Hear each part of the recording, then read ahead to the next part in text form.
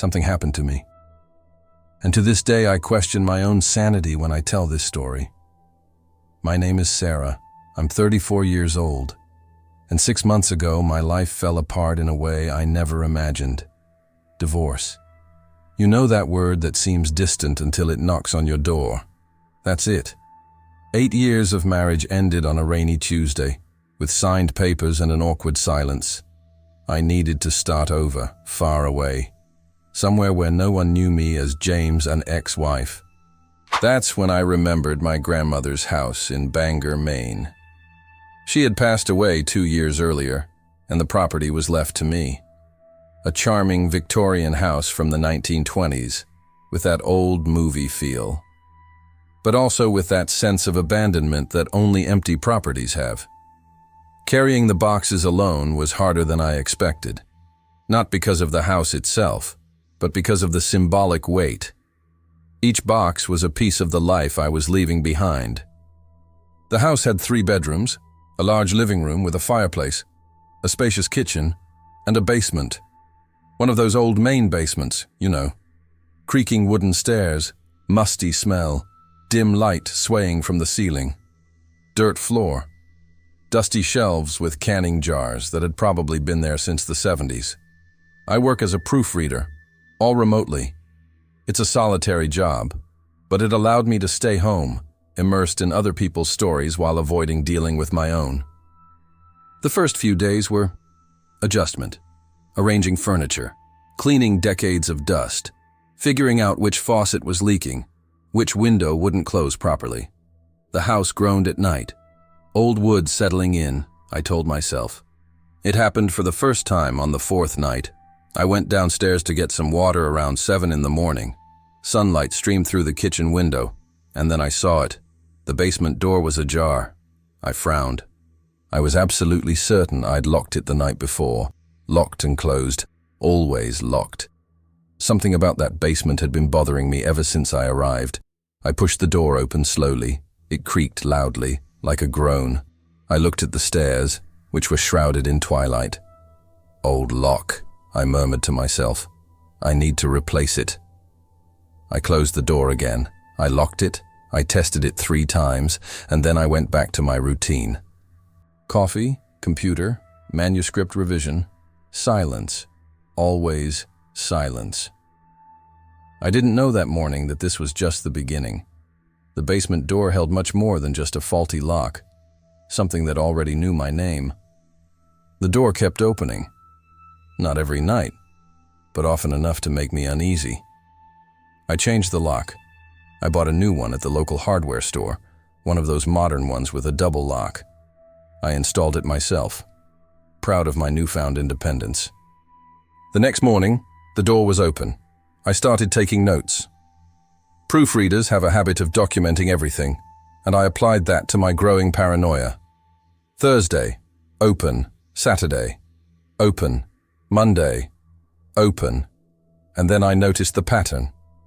Every time I woke up, always between 3 and 4 in the morning, with that damned insomnia that had plagued me since the divorce, and checked, the clock read 3:12, exactly 03:12.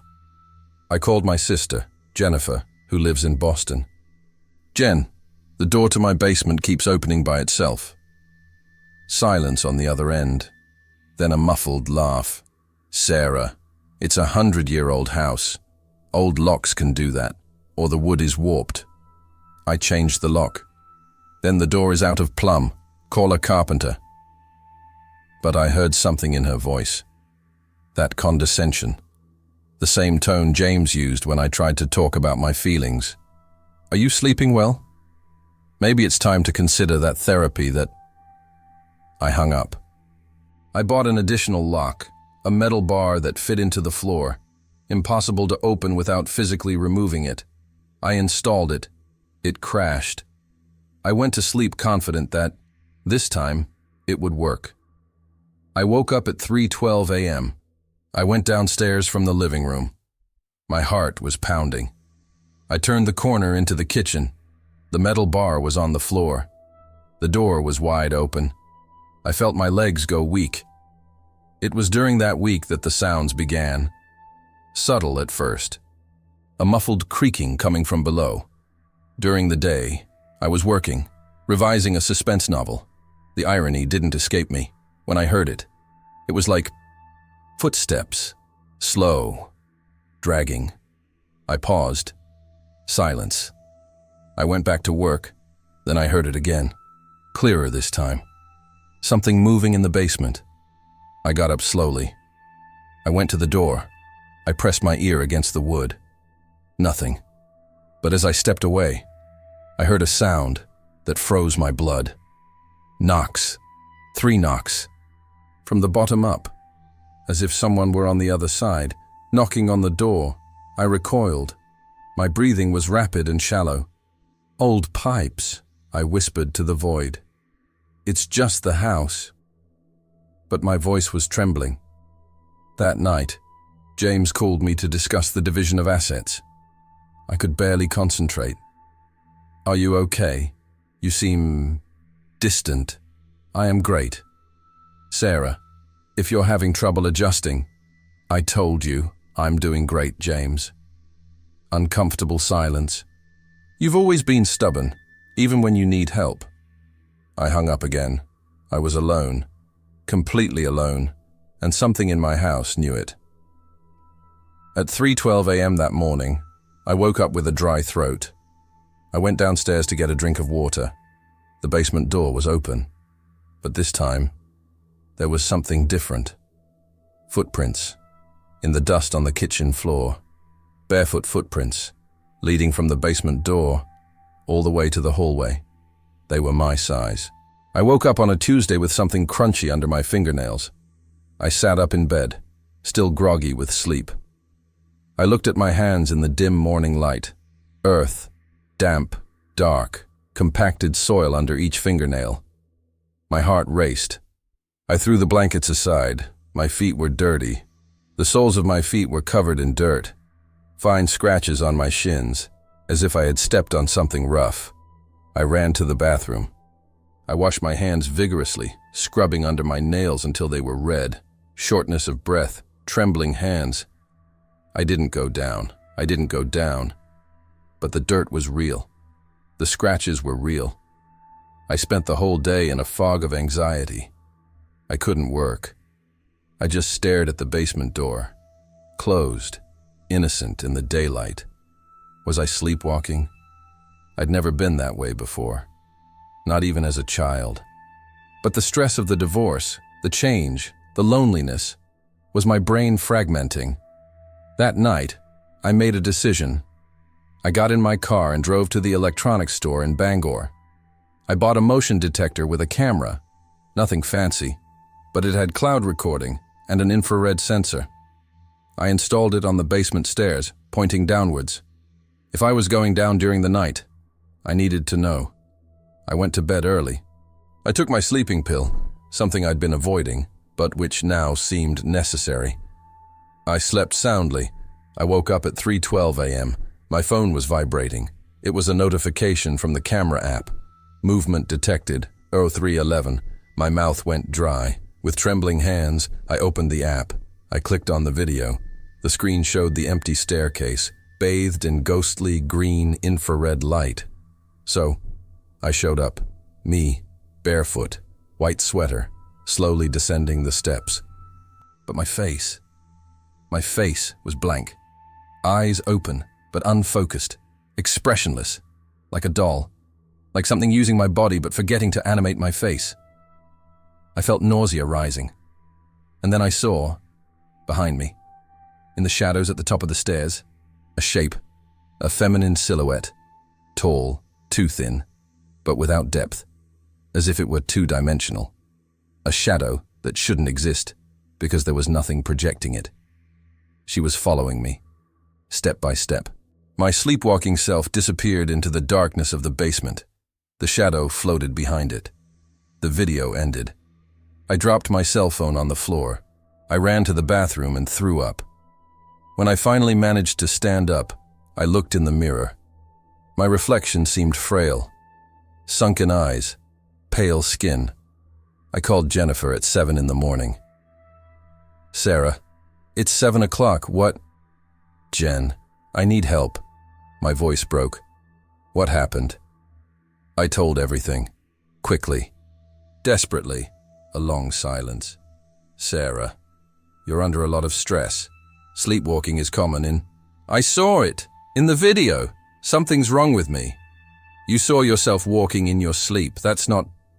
There was a shadow behind me. Another silence. Sarah, I think you need to talk to someone.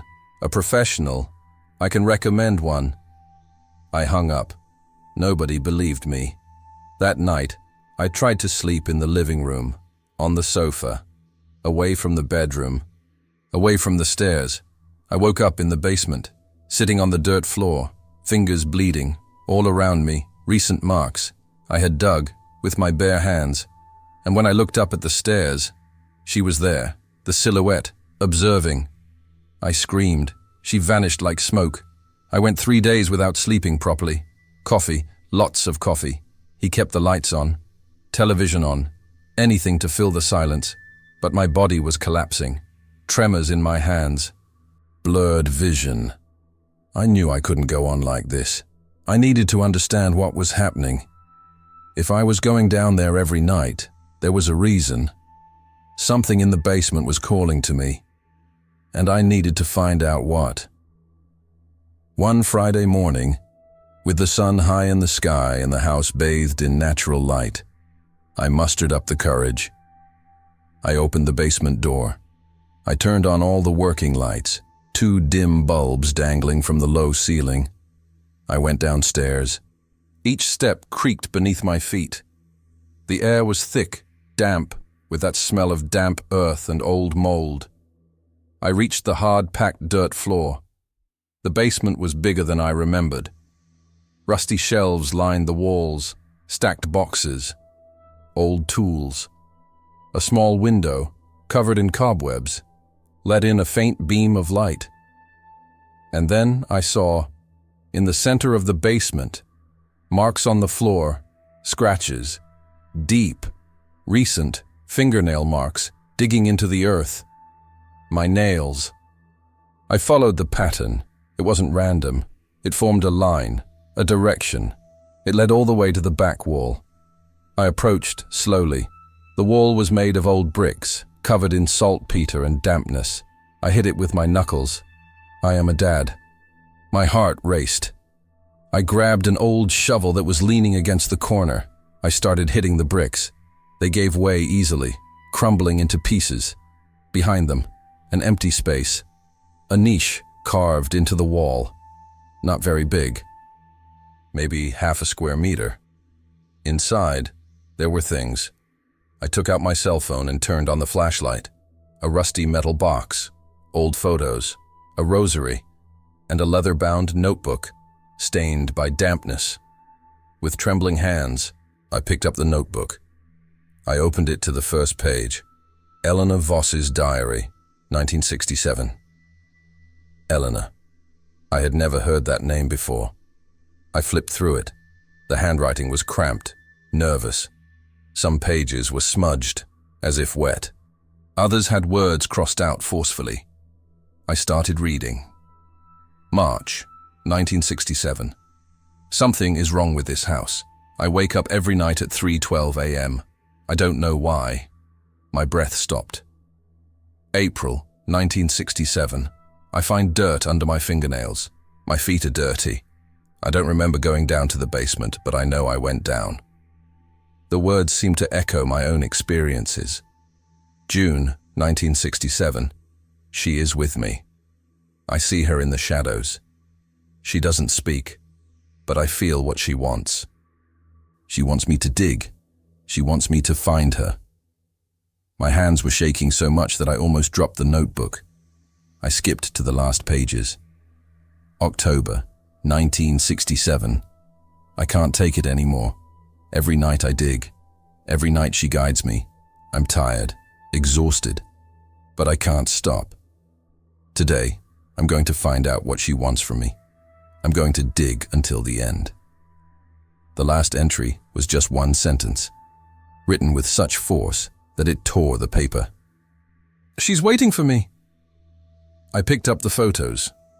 They were of a young woman, dark hair, a shy smile. Eleanor, I presume. But in each photo, always in the background, in the shadows, there was a dark spot, an indistinct shape, the same silhouette that I saw. My cell phone slipped out of my hand. Eleanor Voss. I needed to find out what happened to her. I ran upstairs from the basement. I went straight to the computer. I searched for the name. I found Eleanor Voss, missing since 1967. Bangor, Maine, never found. An old newspaper article, a photo of her, the same woman from the diary. Eleanor Voss, 29 years old, disappeared from her home in October 1967. Neighbors reported strange behavior in the preceding weeks. Police investigated, but no body was found. The case was closed as a disappearance. Home address, my house. Eleanor lived here. She disappeared here, and it was never found. Because she was still here, buried, somewhere in this basement. And the shadow, it wasn't something evil. It was her, desperate, trying to show where she was, using me to finish what he started. I spent the rest of the day in a sort of trance. Eleanor Voss, buried somewhere in my basement, trapped, forgotten, and I was just the tool she found. Night fell. I looked at the clock. 10:47 p.m. I had a choice to make. He could leave, go to a hotel, sell the house and never come back. Leave Eleanor where she was, buried in oblivion, or he could face it. At 3 a.m., I went down to the kitchen. I didn't take my sleeping pill. I wanted to be conscious. I wanted to understand. I sat on the floor, facing the basement door. I waited. The clock on the wall ticked away the minutes. Tick-tock, tick-tock. So 3:10. My body started to tingle. So 3:11. A compulsion, strong, like an invisible current pulling at my chest. Stand up, get down. Arrow 3:12.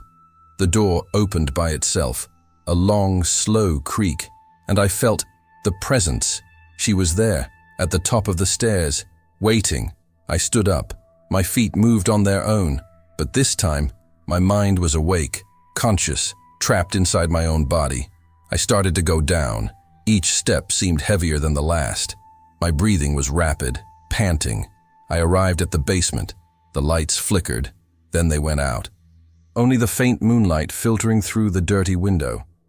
And then I saw her, completely. The silhouette took shape. Eleanor, or what was left of her. Pale face, sunken eyes, mouth slightly open as if trapped in a silent scream. Long, dark hair floating as if submerged. It wasn't solid. It was like smoke, vapor, something between existing and not existing. But his eyes were fixed on me. And then I felt it. Not words, but emotions. Despair, loneliness, pain. Images flooded my mind. Eleanor, digging in the basement, alone, at night, searching for something someone had hidden from her. A man, obscure face, pushing her. She falls, muffled scream, earth thrown on top of her, still alive, choking, scratching, screaming. Nobody heard, nobody looked properly. She was forgotten, and for decades, her consciousness remained, trapped, bound to this place, calling, waiting, until someone came along, someone like her, alone, vulnerable, someone who could finish what was left unfinished. Tears streamed down my face. I understand, I whispered. I'll help you. Eleanor's figure trembled. With relief, I picked up the shovel. My hands already knew where to dig, guided by it. Kava. It's cool. The earth was loose, freshly turned over. By my own hands, night after night. Half an hour later, the shovel hit something solid. I stopped. My heart was in my throat. I knelt down. I dug with my hands. Bones, small, fragile, human, a skull, ribs, hands crossed over the chest. Eleanor. I sat down on the dirt floor next to her. I cried, not just for her, but for me, for the abandonment, for the loneliness, for the pain we both carried. When I looked up, the silhouette was dissolving, slowly, like mist in the sun. She looked at me one last time, and I felt something I never expected to feel. Gratitude. She disappeared. I called the police at dawn. I explained that I was renovating the basement and found human remains. They came, they dug, they confirmed, Eleanor Voss, case closed since 1967. It was local news for a few days. 58-year-old mystery solved. Her family, a distant niece, expressed their gratitude. Eleanor was buried next to her parents, finally at peace. The house fell silent after that. The basement door never opened on its own again. But sometimes, when I wake up at 3:12 a.m., because insomnia has never left me, I look at my hands, and I swear I can still feel dirt under my fingernails. Her ghost, or my own memory. I don't know, but every time I see my hands, I'm reminded that some people just want to be found, remembered, and sometimes, the dead don't haunt us out of malice. They just don't want to be forgotten. If you listen to the end, comment, I went down the stairs. And if you want more stories like this, just follow the voice. Because in the dark, we all have buried secrets, waiting to be unearthed.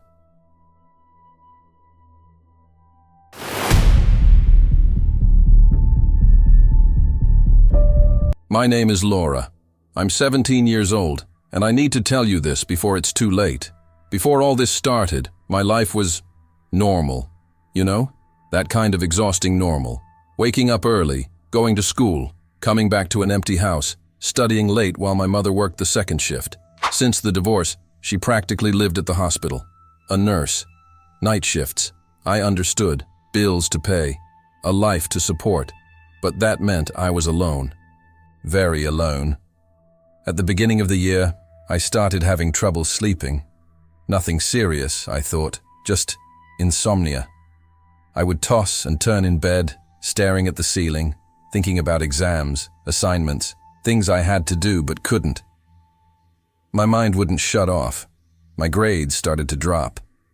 I was always tired, deep, dark circles under my eyes, that feeling of floating all day, as if nothing was real. My mother would ask, "Are you okay?" But it was always between a bite of bread and a rush to go out again. I would say yes, because what was I going to say? That I felt empty, that I wasn't sleeping well. She already had enough problems. And then, it happened for the first time. It was on a Tuesday. I remember because I had a chemistry test the next day. I went to bed late, around 2 in the morning, after studying like crazy. When I woke up, I was on the living room sofa. Not in my room, on the sofa. The TV was off. The house was completely silent. I looked at the clock on the wall, 4:30 in the morning. I sat there, trying to understand. My heart was beating slowly. But there was something strange. A feeling that I had forgotten something. Like when you wake up from a dream and it slips from your memory before you can grasp it. I got up. I went back to the room. I lay down again, but I couldn't sleep because I didn't remember getting out of bed. I told my mother at breakfast. She gave that tired, somewhat impatient smile and said, "It must have been sleepwalking, honey. You're too stressed. Try to relax." And that was all. I wanted to believe. I really did. But that night, when I turned off the light and closed my eyes, I felt it. I can't explain it properly.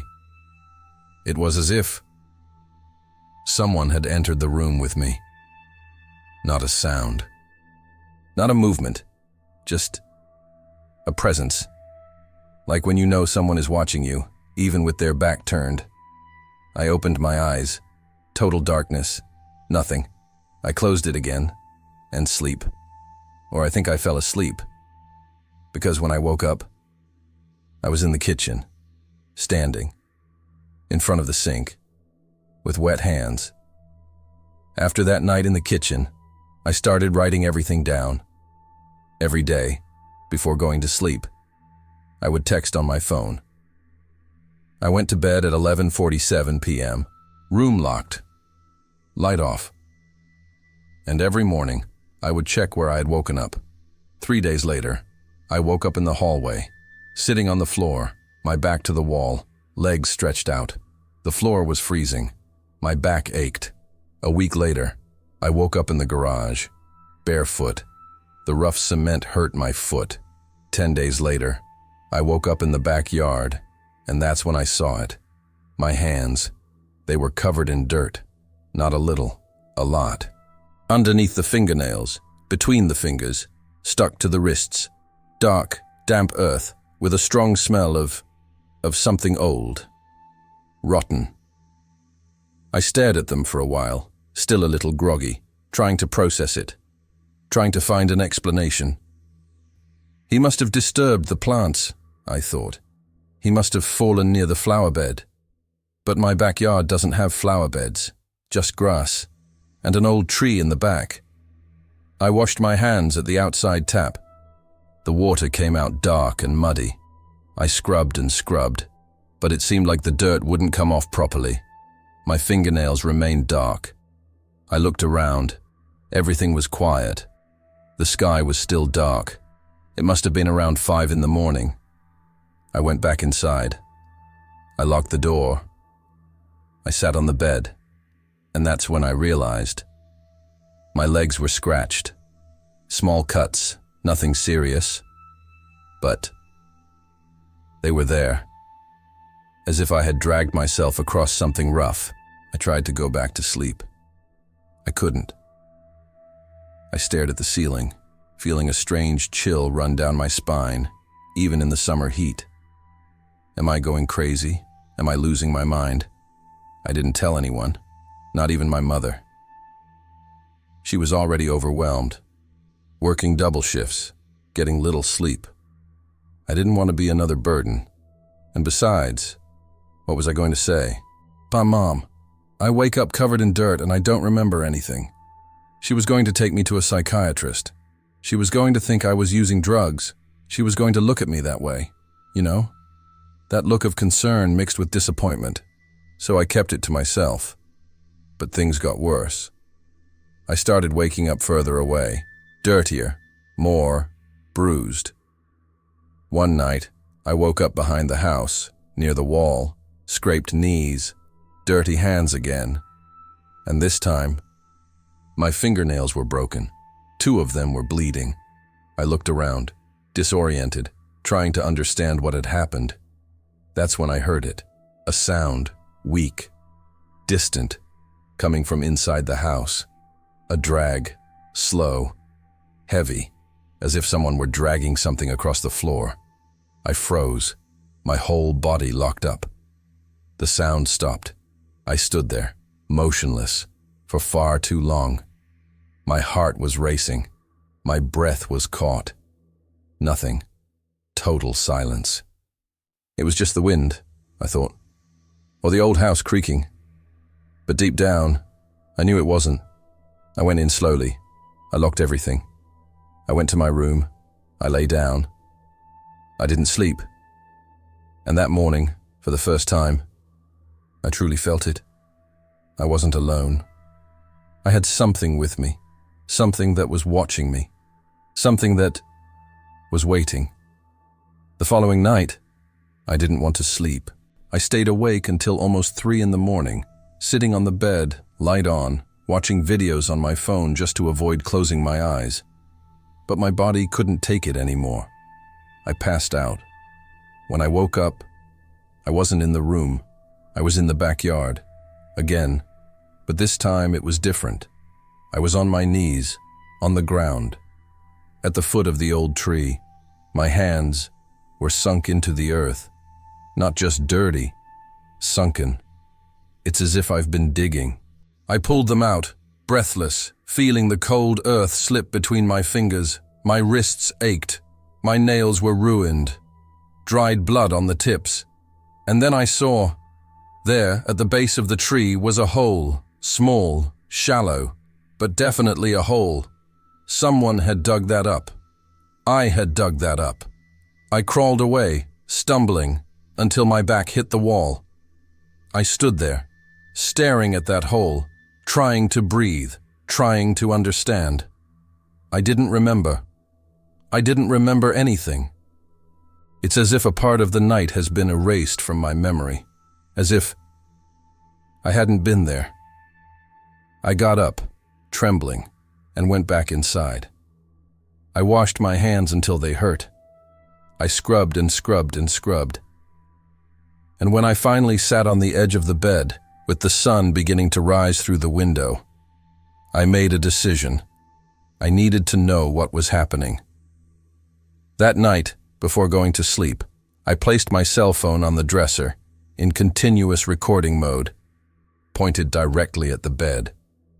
Just to be sure, I told myself. Just to prove it's nothing. But I knew it was a lie. I already knew it was something. The next day, as soon as I woke up, I grabbed my phone with trembling hands and opened the video. The recording was almost 6 hours long. I moved on to the part where I was supposed to be sleeping. And then, I got out of bed. But it wasn't normal. It wasn't like someone waking up to go to the bathroom. It was mechanical, slow, as if my body had been pulled by invisible threads. My eyes were open, but empty, completely empty. I stood there, beside the bed, for almost a minute, still, staring ahead. So, I walked to the door. I opened it.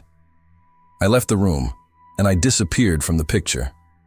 I felt my stomach churn. I fast-forwarded the video. 15 minutes later, I came back. I went into the room. I lay down again, and that was all. But the worst part, that wasn't even the worst part. It was the sound. When I turned up the volume, I could hear something that the camera had captured. One breath. It wasn't mine. It was heavy, slow, like someone breathing very close to their cell phone. But I was far away. I was in bed, sleeping. So, where did that come from? I dropped my phone on the floor. I covered my mouth with my hands. I felt the tears welling up, but I held them back. I couldn't freak out. Not yet. I needed to tell someone. I went to the kitchen. My mother was having coffee, ready to leave for work. I showed her the video. She watched in silence. Tense face, expressionless. When she finished, she looked at me, and for the first time in months, I saw fear in her eyes. "Laura, your grandmother used to do that." I froze. "What?" She looked away, nervously fidgeting with her cup. Before she died, she was walking around the house in the early morning. She didn't remember anything. She said someone was calling her, that someone wanted to come in. My voice came out trembling. "Enter." "Where?" She didn't answer. He just hugged me, tightly, as if he were afraid of losing me. And at that moment, I knew. Whatever it was, it didn't start with me. After that conversation, my mother tried to help me. She took time off work, stayed home with me, and kept me company until I fell asleep. But it didn't work. Because whatever was happening, I didn't care about that. On the first night she stayed, I woke up in the living room. She was asleep on the sofa, exhausted. She didn't notice anything. On the second night, I woke up in the garage again. This time, my hands were so dirty it looked like I'd spent hours digging. My mother gave up on skipping school. She couldn't lose her job, so she did what she could. She locked all the doors, hid the keys, and made me promise I would try to stay calm. But how could I stay calm? I had no control over my own body. Then I had an idea, desperate, but it was all I had. I grabbed an old belt and tied my ankle to the metal frame of the bed. I tightened it well, not enough to hurt, but enough to hold me in place. If I try to go out, it will wake me up, I thought. I lay down. I closed my eyes. I prayed it would work. When I woke up, I was on the floor, next to the bed. The belt was broken, not untied, broken. I looked at my ankle. It had purple marks, pull marks, as if I had forced it until it gave way. My hands were bleeding. Not a lot, but bleeding. Deep scratches on my palms, as if I had gripped something rough. I sat there on the floor, trembling, looking at my hands, looking at the broken belt. I did it. My body did it. But I wasn't there. And it was at that moment that I truly felt it for the first time. It wasn't just during the night. It was all the time. I had something with me. All the time. I felt like someone was standing right behind me. Constantly. When I walked around the house. When I showered. When I ate. Always there. Watching. I started having flashes during the day. Quick images that appeared out of nowhere and disappeared in seconds. A pale face. Hands dirty with soil. Someone is digging. Something buried. They weren't dreams. They were memories. But not mine. I could no longer distinguish what was real. Whether I was awake or asleep. Whether that was now or before. My head was a mess. I stopped going to school. I stopped eating properly. I just stayed in my room, staring at the wall, waiting for night to fall. Because I knew that when I fell asleep, I wouldn't be alone. And then it happened. The worst night. I had taken a sleeping pill that my mother brought. She thought it would help me, that it would make me rest. But it only got worse. Because I woke up, but I didn't really wake up. I was standing in my room, in front of the mirror. The light was off, but the moon streamed in through the window, illuminating everything with its faint, bluish glow. I could see myself in the reflection, but I wasn't moving, and the reflection was there. He smiled. I didn't smile. He tilted his head to the side. I didn't lean. I felt my whole body go cold. I wanted to scream. I wanted to run. I wanted to do something, but I couldn't move. It was as if I was trapped inside myself. And then I heard it. A voice, low, hoarse, whispered, very close to my ear. Let me in. After that night, I didn't sleep anymore. I couldn't. Every time I closed my eyes, I felt it. That voice. That presence. Waiting. My mother finally managed to get an appointment with a doctor, a neurologist. She thought it was epilepsy, severe sleepwalking, something treatable. But I knew it wasn't. The doctor wasn't going to solve what was happening to me. Even so, the appointment was in the morning. So that night, the last night before I went, I tried to protect myself. I locked the bedroom door from the inside. I stacked the desk chair against it. I placed my wardrobe in front of the window. I took 2 sleeping pills. I lay down on the bed. I pulled the blanket up to my chin. And I prayed. I prayed to wake up in the same place. But when I opened my eyes, I was in the backyard, on your knees, digging. I felt the cold earth on my hands, feeling it accumulate under my fingernails, seeping into the open wounds. I felt the pain. I felt everything. But I couldn't stop. My hands moved on their own, scratching, pulling, digging deeper. Something inside me whispered, "Just a little more. Just a little more." I tried to scream, but my voice wouldn't come out. I tried to pull my hands behind my back, but they wouldn't obey. I was trapped. Trapped inside my own body. And then, my fingers touched something. something hard, cold. I dug a little deeper, exposing what was buried there. It was bone, a human bone, small, old, covered in dirt. And the second I touched him, everything stopped. The wind, the sounds, my breath, all. I looked down at my fingers still holding it and felt something rise up my spine. It wasn't fear. It was recognition, as if a part of me knew what that was. And then, blackout. Everything went black. When I woke up, I was in a hospital bed. Bright lights, smell of alcohol, noise of machinery. My mother was beside me, holding my hand, her face swollen from crying so much. Thank God, Laura. Thank God. The doctors said I had a crisis, severe sleepwalking, psychological trauma, extreme fatigue. They said I would need follow-up care, medication, therapy. My mother said she found me passed out in the backyard, with my hands bleeding, in a state of shock. But she didn't mention the grave. And I didn't tell you about the bone, because when I asked about him, when I tried to explain what I had found, she looked at me confused and said, "There was nothing buried there, daughter, just dirt."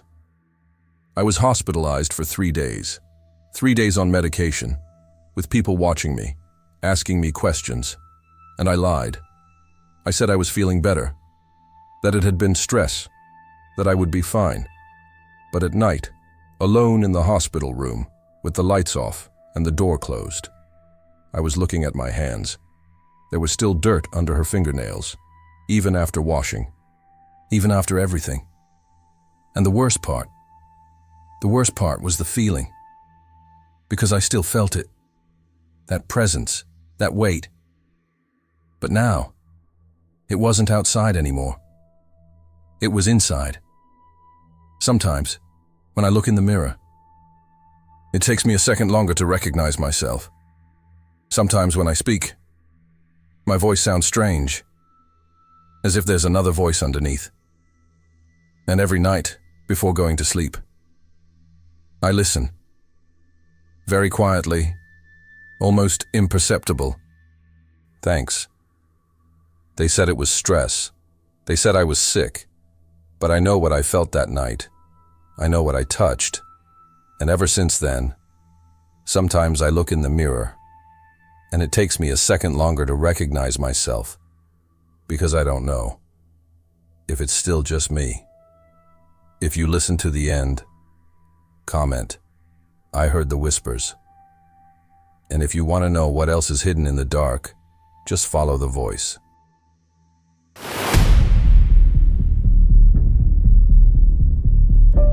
Something happened to me, and to this day I can't explain it.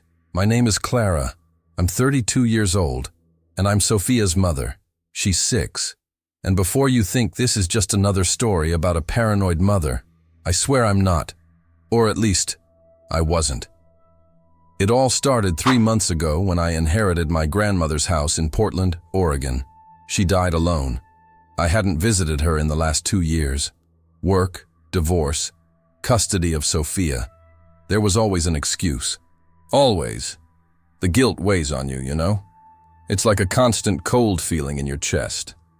The house was old. One of those with creaky wooden floors, faded wallpaper, and a musty smell mixed with dried lavender. Sophia and I moved because I had no choice. The apartment in Seattle was too expensive, and Robert, my ex-husband, was threatening to ask for joint custody. I needed stability, a place of our own. Sophia hadn't spoken much since the divorce. She stayed quiet, drew, looked out the window. The therapists said it was normal, that children process trauma in different ways. But it broke my heart to see her like that. So small, so distant. In the first few days, I organized boxes, cleaned rooms, and tried to transform that house into a home. I worked remotely as a proofreader, so I spent hours in front of the computer while Sophia played alone in her room. It was on the 5th day that I went up to the attic. I was looking for extra blankets. Winter in Portland is damp and penetrating. I pushed the folding ladder, climbed up with a flashlight in hand. Dust danced in the dim light. Stacked boxes, furniture draped in white sheets, fogged mirrors. And then I saw her. An old porcelain doll sits in a rocking chair in the darkest corner of the attic. She had pale blue, almost translucent glass eyes, tangled blonde hair, a white dress yellowed with age. Her small, delicate hands rested in her lap. Something inside me got goosebumps. It wasn't fear, it was discomfort. Like when you feel someone is watching, but you don't see anyone. I went downstairs and forgot about her, until Sophia found her. 2 days later, I heard laughter coming from her room. Real laughter. I ran upstairs, my heart pounding. When I opened the door, I saw Sophia sitting on the floor, holding that doll. Look, Mom. She's beautiful. It was the first time in months that I had seen my daughter smile like that. I should have taken the doll away from her at that moment, but I didn't take it off. Because she was happy, and I needed her to be happy so badly. That night, while Sophia slept hugging her doll, I stood looking out the kitchen window. The street was empty. The trees swayed in the wind. And for the first time since we entered that house, I felt like someone was watching me. I turned around. Nothing, only silence, and the slight creaking of the floor upstairs. If you felt this discomfort, it's only the beginning. Keep listening. Things started to change, subtly. Sophia started talking to herself. I know. Kids do that. Imaginary friends. It's part of childhood. But this was different. She spoke as if she were responding to someone. Pauses, low laughs, and then answers. One afternoon, I was in my office revising a manuscript. I heard her voice coming from the bedroom. No, she doesn't like coffee. She likes tea, chamomile tea. I went up slowly. The door was ajar. Sophia, who are you talking to? She turned to me, holding the doll. With Annie, Mom. Annie, that's her name. She told me. A chill ran down the back of my neck. That's great, dear, but how do you know I like chamomile tea? Sophia tilted her head, with that innocent look that children have. I don't know, Annie said. But I had never mentioned this to her. Never. That night, I couldn't sleep properly. I kept hearing sounds coming from the hallway. Light footsteps, creaking wood. At 3 a.m, I got up to check. The doll was in the room, sitting on the sofa. I had seen her in Sophia's room before she went to sleep. I'm absolutely certain. I took a deep breath.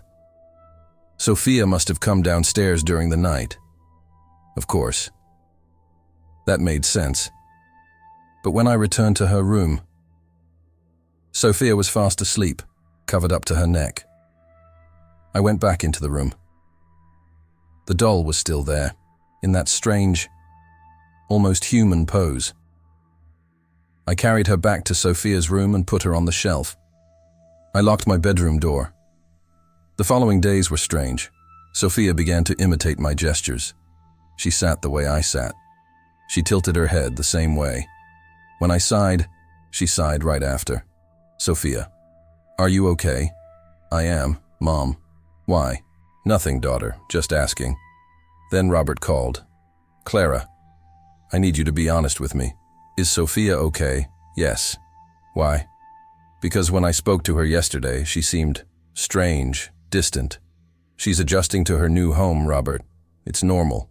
I want to see her. I'm thinking of requesting a review of the custody arrangement. The phone almost slipped out of my hand. You're not going to do that. If I think she's not happy with you, then yes, I'll go. I hung up. My hands were trembling. That night, while I was preparing dinner, I heard Sophia's voice in the living room. Mommy is tired. Mommy is scared. I dropped the spoon. I ran to the living room. Sophia was sitting on the floor with her back to me, combing the doll's hair. Sophia, what did you say? Nothing, Mom. I heard you talking. Annie said so. What? She turned to me. Her eyes were different, deeper, emptier. Annie knows when you're sad. I knelt in front of her and cupped her face in my hands. Sophia, listen, I'm okay, all right? And you're okay too. We're okay. She smiled, but it wasn't her smile. That night, I put Sophia to bed early. I went downstairs to finish my work. And that's when I heard it. Footsteps, upstairs, slow, dragging. I ran upstairs. Sophia was sleeping, but the doll was sitting in the chair next to the bed. And I swear on everything. She was facing the door, as if he were waiting for me. I started documenting it. I know it sounds crazy, but I needed to be sure. I needed proof, something concrete. I placed my cell phone on the nightstand in Sophia's room, recording. I left the camera pointed towards the shelf where the doll was kept. I went to sleep with an upset stomach. The following morning, I reviewed the recording. 3 hours and 40 minutes of darkness, only Sophia's soft breathing. And then, at 4 hours and 12 minutes, a whisper. Weak, muffled, but clear enough for me to understand. Mommy. My blood froze. I turned up the volume. I put on my headphones. I listened again. Mom, are you listening? It wasn't Sophia's voice. It was something else. Something imitating a child's voice. I threw my phone on the bed. My hands were sweating. I looked up at the ceiling, at Sophia's room right above mine. I climbed slowly. Sophia was sitting on the bed, awake, looking at the doll. Good morning, Mom. Sophia, you were sleeping a little while ago, right? I was. Annie woke me up. Like this. She wanted to talk. I sat on the edge of the bed, trying to stay calm. Honey, Annie is just a doll. She doesn't really talk. Sophia looked at me with an expression that sent shivers down my spine. She does talk. You just don't listen. That afternoon, I tried to work, but I couldn't concentrate. The house seemed different, colder, quieter. I went upstairs to check on Sophia. She was standing in the hallway, motionless, with her back to me. Sophia. She didn't answer. Sophia. Slowly, very slowly. She turned her head towards me. Just the head. The body remained motionless, and then she smiled. That smile, it wasn't hers. It was too wide. Forced. What are you doing? I asked, trying to keep my voice steady. Practicing. Practicing what? To be you. I ran up to her and held her shoulders. Sophia, stop it! You're scaring me! She blinked, and suddenly, she was back. It was my daughter again. Sorry, Mom. I was just kidding. What are you playing? Annie asked me to dress like you. She wants to learn. My heart was beating erratically. Learn? What? Sophia shrugged and went back to her room. That night, I decided to get rid of the doll. I waited for Sophia to fall asleep. I took the doll from the shelf. She was hot. Not lukewarm. Hot. As if it were alive.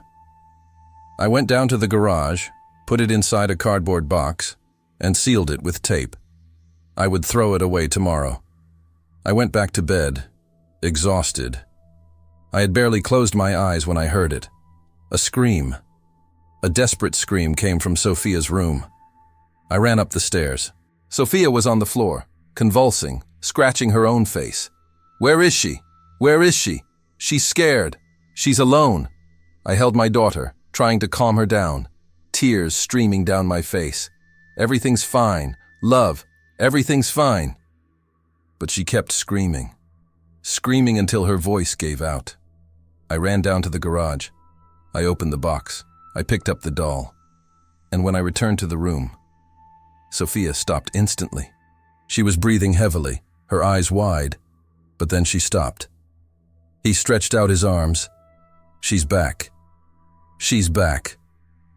I handed over the doll. Sophia hugged her as if she were the most precious thing in the world. And then, she looked at me, and she whispered, in a voice that wasn't entirely her own, "Thank you, Mom. Annie promises to be good. She promises not to scare you anymore." I left the room. I locked my door, and I cried until dawn. Sophia has changed. It didn't happen overnight. It was gradual, like watching someone slowly disappear. She started speaking differently, strange pauses between words, her tone of voice deeper, more controlled, and she was watching me all the time. When I cooked, I felt her eyes fixed on my back. When I worked, she would stand in the doorway of the office, just watching. "Sophia, do you need anything?" "No, Mom. I'm just watching you." "Why?" "Annie wants to learn how you do things." My stomach was churning. One night, desperate, I searched for information about the house, about my grandmother, about anything that could explain it. I found old family records, birth certificates, faded photos, and then I saw something that took my breath away. My grandmother had a twin sister, Anne. He died at the age of 7, in 1954, cause of death, unspecified. In the photo, she was holding a porcelain doll, the same doll I knew right away. That doll had belonged to a dead child. And now, I was at home, with my daughter. I confronted Sophia the next day. "Sophia, tell me the truth. Annie, did she tell you anything about herself?" Sophia was sitting on the floor combing the doll's hair. She said she lived here, for a long time, and what else? Who misses having a family, having a mother? My voice trembled. And what does she want? Sophia stopped combing her hair. She looked up at me, and she smiled. That smile. She wants to stay. That night, I woke up at 3 in the morning, cold sweat, racing heart. Something was wrong. I got up and went to Sophia's room. The door was open. Sophia was sitting in the chair next to the window, with his back to me. "Property. Sophia." She didn't answer. "Sophia, are you okay?" Slowly, she began to turn her head. Just the head. The body remained on its back. And when our eyes met, she wasn't my daughter. It was something else using her face. The eyes were empty, glassy, like a doll's eyes. And then she spoke, with that voice. She let me in, Mom. She said I could stay a little while. I ran to her and cupped her face in my hands. "Sophia, Sophia, come back to me."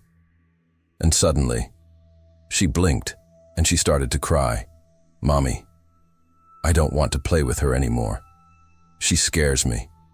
I hugged my daughter with all the strength I had. "It's okay, honey. Mommy will take care of it." But then, I heard a laugh. Low, children's, coming from the doll in the corner of the room. I looked at her, and I swear, the glass eyes blinked, slowly, as if she were alive. I grabbed the doll. It was warm, pulsating. Sophia started screaming, "No! Don't hurt her!" But I wasn't going to give in anymore. I gripped the doll tightly and ran down the stairs. Sophia came after me, screaming, crying, pulling me. "Mom, stop! You're going to hurt her! You're going to hurt us!" I locked Sophia in the room. I went to the kitchen. I put the doll in the sink. I grabbed a knife. And when I raised the blade, I heard Sophia's voice from up there. But it wasn't a scream. It was a whisper that came from every corner of the house at the same time. "If you hurt me, she'll feel it too." I dropped the knife. My legs gave out. I fell to my knees on the kitchen floor, and I cried. Because I knew I couldn't destroy that doll. not without destroying my daughter along with it. I spent the entire night researching rituals, exorcisms, anything. But deep down, I knew none of this was going to work, because what was happening wasn't demonic possession. It wasn't something spiritual. It was something much simpler, much older. It was a dead child who wanted to live again, and he had found a body willing to share. At dawn, I made a decision. I went up to Sophia's room. She was sleeping, hugging her doll, calm, breathing, serene face. For a moment, she seemed like my daughter again. I picked up the doll carefully. She was hot, almost feverish. It was as if it had a beating heart inside. I went down to the back garden. I dug a deep hole. My hands were bleeding. I didn't care. I put the doll in there. And when I started throwing dirt, I heard a scream coming from inside the house. Sophia. She was screaming as if she were being burned alive. I ran back. I found her on the living room floor, writhing, her hands clutching her chest. "Mommy, it hurts. Please." I picked up my daughter, tears streaming down my face. "I know, love, I know, but it will pass. I promise it will pass. She's scared. She's alone in the dark." "I know, but she can't stay here, Sophia. She can't stay with you." Sophia looked at me, red eyes, wet face, and for the first time in weeks, I saw my daughter for real. "Mom, I don't want her to leave. She's my friend. I know, daughter, but true friends don't hurt us." She sobbed in my arms, and slowly, very slowly, the crying stopped. Breathing returned to normal. She fell asleep. I went back to the garden. I finished burying the doll. I planted flowers on top. Lavender. Just like my grandmother used to plant it. In the following weeks, Sophia returned to normal. He started talking like before, smiling, joking. He never mentioned Annie again. When I tried to ask, she just looked at me confused. "Which doll, Mommy?" As if it had never existed. I thought it was over. I really thought about it. But 3 nights ago, something happened. I was working late, alone in the office. The house was silent. And then I heard it. Footsteps upstairs, lightweight, child-friendly. I climbed slowly. Sophia was sleeping. I went back to the office. I sat down in the chair, and that's when I saw it. In the reflection of the computer screen, a small silhouette behind me. I turned around quickly. Nothing, just an empty room. But when I looked at the screen again, she was still there. Stop. Property. Watching me. And then I heard a whisper, right next to my ear. "Thank you for giving me a home, Mom. I didn't sleep that night. And since then, I've been hearing things. Muffled laughter. Footsteps. Doors opening by themselves. And sometimes, when I pass by Sophia's room, I see her talking to herself again. 'Who are you talking to, daughter?' She smiles. 'With my friend.' I'm not asking any more. Because deep down, I know that doll never really went away. She just learned to hide better. And now, she no longer needs porcelain and glass, because she has something much better. She has my daughter, and there's nothing I can do. If you've listened this far, thank you. Thank you for believing, because nobody believes anymore. What if one day you find an old doll, in an attic, in a basement, anywhere? Please, leave her there. Some things are better left forgotten. If this story left you uneasy, you're not alone. Leave a comment saying, "I heard the whispers." And if you want more stories that will make you question what is real, subscribe, because the darkness always has more to tell.